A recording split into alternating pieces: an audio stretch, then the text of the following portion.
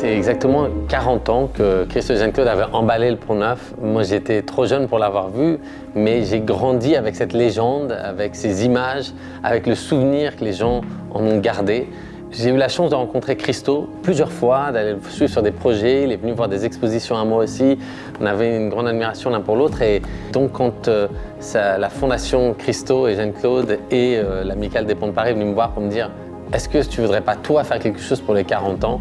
C'est seulement là que je me suis autorisé à dire « Ça serait incroyable, il faut que je trouve quelque chose. » Et c'est comme ça qu'est né ce projet. Le projet s'appelle la caverne du Pont Neuf, mais il est visible de tout Paris, puisque en fait, le pont va être surélevé, des fois sur 12 mètres ou des fois des pointes culminant à 17 mètres.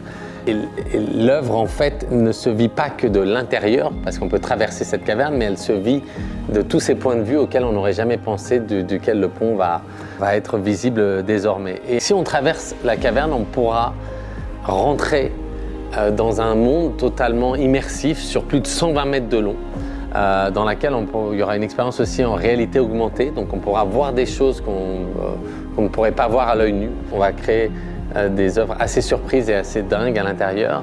Mais il y a aussi la participation de Thomas Bangalter, avec qui j'ai déjà collaboré plusieurs fois, qui va emballer d'une manière sonore ce pont et cette œuvre. Et ça, c'est une surprise qu'on vous réserve pour début juin.